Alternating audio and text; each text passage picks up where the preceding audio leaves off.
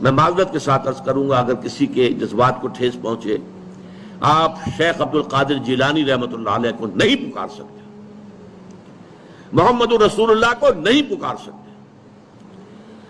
اور واقعہ یہ ہے کہ محمد رسول اللہ کو تو پکارا بھی نہیں جاتا، پکارتے لوگ ہیں زیادہ حضرت علی کو،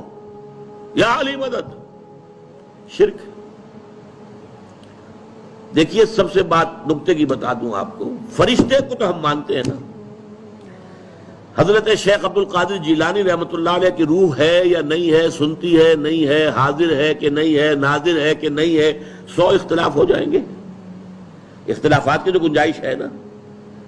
فرشتہ ہے یا نہیں ہے، وہ تو فرشتہ تو ہے، آپ کے دونوں کندھوں پہ بیٹھا ہوا ہے، کرامن کاتبین ہے کہ نہیں ہے، یرسل علیکم حفظہ، آپ کے جو باڈی گارڈ اللہ فرشتہ نہیں بھیجتا، لیکن آپ فرشتے سے بھی نہیں کہہ سکتے کہ میرا یہ کام کرو۔ فرشتے کے وجود پہ تو کوئی شک نہیں ہے، یا جبرائیل میرا یہ کام کرو، قطعاً نہیں، غلط، شرک۔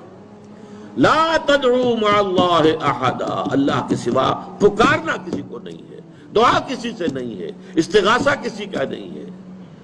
استعانت کسی سے نہیں ہے، استمداد کسی سے نہیں ہے، استنصار کسی سے نہیں ہے سوائے اللہ۔